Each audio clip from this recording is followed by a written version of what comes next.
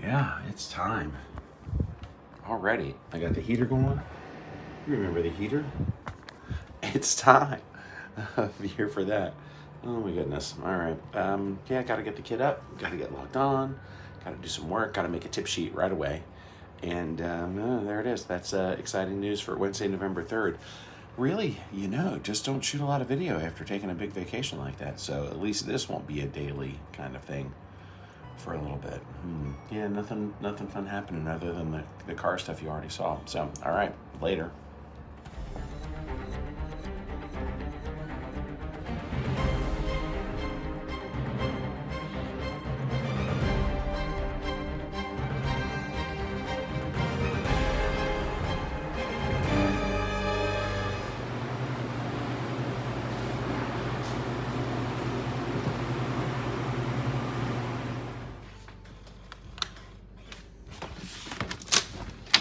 Whew, it is dark. School bus not picking up the people next door. All right, I'm turning the light on. Good morning, everybody. It is time. It is time. It might be past time a little bit. I don't think so. I think I might have gotten here on time. Gotta put this on. It is a little chilly out here. It is Thursday, November something. I don't know. Let's make our day, right? Yeah, I gotcha. Now, I know the days tend to blend together when I wear the same thing, but it's my go-to, hoodie that I wear. And so it is, in fact, a different day from yesterday when I was wearing this. It's now Thursday. I got nothing too terribly exciting going on, I think, today, work-wise. Ooh, 8:01. Yeah, I'm a little behind. But oh, man, it's that time of year. It's not quite daylight savings, and it is getting dark. But it's church rehearsal, choir, here we are. A cat just ran out in front of me when I was trying to park. What is going on tonight? And I'm late. Oh, well, here we go.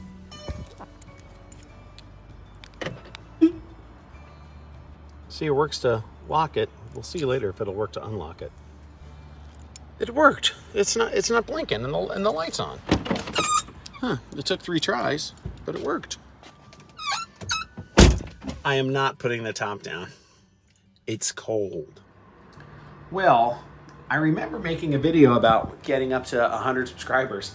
I'm 3 away from 200 subscribers. So that's kind of interesting to me. I did do something different. As you saw, on the channel, I had a movie review. I know that reaction videos are the thing, and movie reviews sometimes are a thing. So this is not exactly a blatant attempt to try to see if I can get more traffic. But it is. It's an attempt to see if doing something different and putting it in the title and putting the hashtags in there might make a difference in that. It will be fun to get to 200 subscribers, though. I'm kind of excited about that, considering I don't tell people about my channel, and my family still makes fun of me over it. Oh, well. I had a busy morning, actually, with work, but it's after 11 o'clock, so I'm thinking about what's going to be for lunch, and I do have an audition that I'm going to run to today, so we'll get some time in the car all the way downtown for that, for a big local company, actually. So if I get it, that'd be awesome. Local guy in a commercial for a local company, but a local company that's large. I'm on my way, my usual path to the auditions, and these trees, I'm not even sure what kind of trees they are. They look like they could be, I don't know. But anyway, they're starting to turn, and the color really is fantastic. Not at its peak, actually, which this week was supposed to be for autumn color, but looking pretty good. Good mix of greens and yellows and orangey reds. I have many bad habits. Most of us do, right? For me, sugar. I eat too much. That's a bad habit of mine, that I will reach for food when I'm bored. A lot of people have that habit, right? I'm an emotional eater. I know these things about myself. The weight that I lost and the weight that I've gained back, which is not all of it, mercifully, is a testament to that. Is about my emotional eating and controlling it or not controlling it, and just eating out of boredom. Another thing that I tend to do is I tend to read in the car if given the opportunity, which is not good. That's a horrible habit. I'm stopped right now as I'm talking to you. Well, so I before I left the house was interested in some information about something called the person that sped up and then stopped speeding up. What are you doing? Sorry, driving again. The Gell-Mann memory effect, and Michael Crichton coined the term, named it after a friend of his that was a physicist, and I'm sure you've, maybe you haven't heard of it. So it basically goes like this. You know stuff, right? And so you'll see a story in the news about something that you know a lot about, that you're something of an expert in, let's say.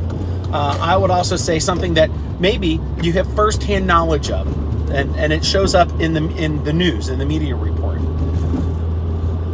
Because of your firsthand knowledge, you realize, or your expert status in that information, you easily spot all of the errors and problems in the news story because you have firsthand or some kind of direct knowledge. And you might laugh about it. You might think, oh, that's just ridiculous. But then you turn the page in the magazine or the newspaper that you're reading and go on to another section and read some national or international news and assume that that story's fine. Why do you do that? Why would you assume that that story is fine when the story that you just read that you knew something about was riddled with errors, inaccuracies, or in worst case scenario, as Michael Crichton put it, exactly inverting the cause and effect relationship, or as he would call it, what streets cause rain stories. So he coined that term from his friend. Now, he does say the reason that he used his friend's name is because his friend was a physicist and known, and it would bring gravitas, he didn't use that word, to the thing that he was describing. So I was, while I was driving, I found a little story about that.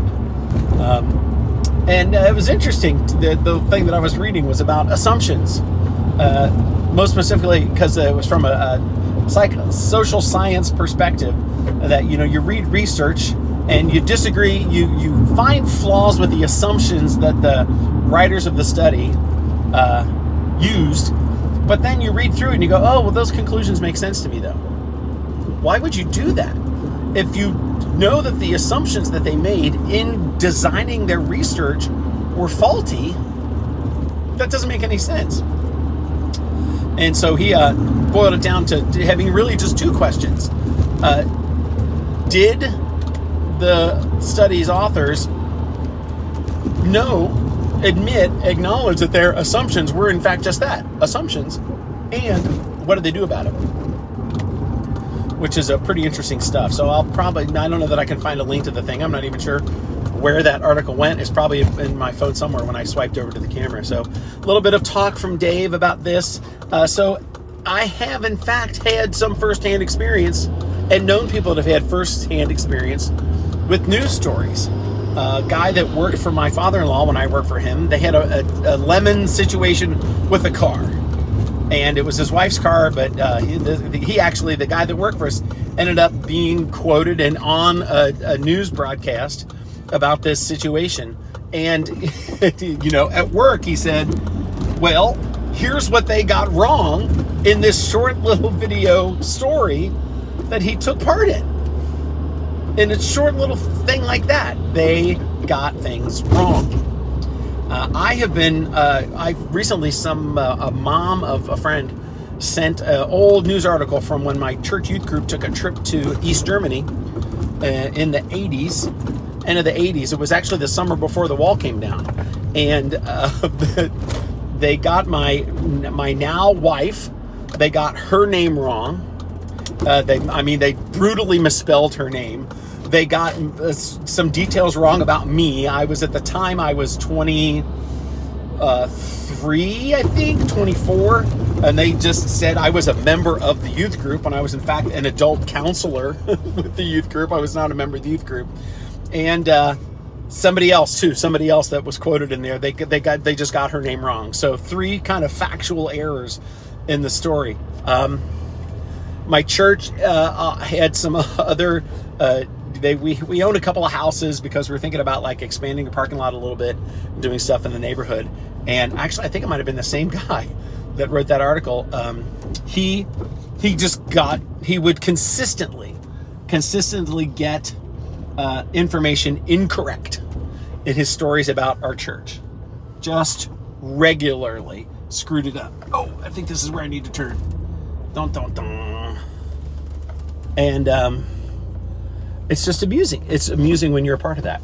And so, pretty early on, this is one of the many reasons that I don't trust what I read in the media. I don't trust the media because just little dumb stuff like that. And if they can't get the little dumb stuff right, are they getting the big stuff right? Yes, I came away with spoils. And as always, in this transportation, freight, and everything hub where we are located here at Longworth Hall, the sounds. Charming, isn't it? All right, I'm going back home.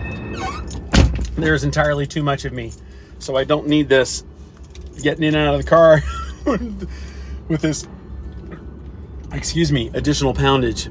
Isn't fun. The remote worked to unlock the car again, so that was good, but it took some diligent pressing of the button.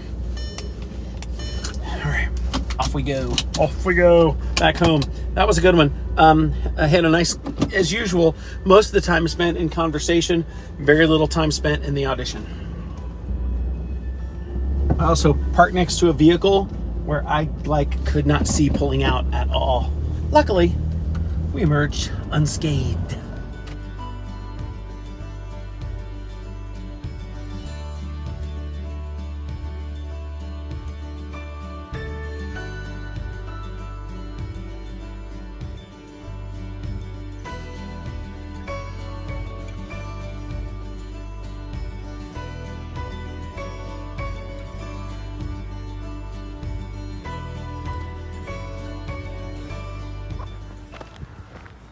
All right, let's get the mail. Probably check on the mole situation. I'm not gonna lie, it was a detergent commercial that I was going down for, and in the audition. It was a joke, but I said to Richard, who does the auditions, I'm a little offended by this because I do the laundry in my house. This is 2021. What do you mean they're thinking only women do laundry? Because of the way that the audition was set up. So he did have me show my hands. And guess what I just did? Laundry.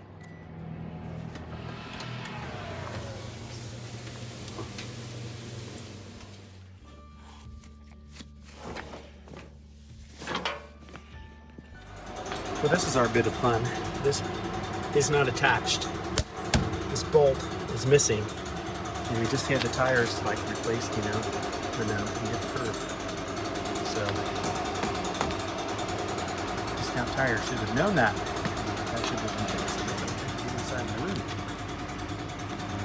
Okay. So I guess the full video story is that we replaced these brake pads first, but we noticed that the outside brake pad was in pretty good shape, actually. The inside one, not so much. All right, so possibly they were scraping. All right. So went around this side, and that's when Ben noticed that this was not attached. And so the brake pads, as you can see, are in fine shape. We did not need to go buy brake pads, but that was when the error was discovered. Not cool, man. Not cool. Again, because the tire place took these tires off and replaced them and then rotated the tires. You'd think that would have been noticed by one of their techs. Ugh. Big stick. Fair amount of leaves. Don't you think? Would have been nice just to mow them up. Oh, the lovely and talented Mrs. appeared in the window. And she wants to have dinner, which is funny. She made a joke that it was getting past her evening hour. And it's getting past mine. Here's the thing about all these leaves. Huh.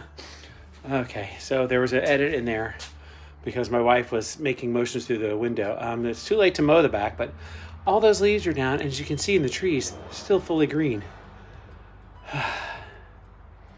I had a guy I work with once who was being something of a smart aleck, saying, Dave, you should just, you should just get a mulching mower and you should just mulch up all the leaves so you don't have to mess with all that raking and all that stuff.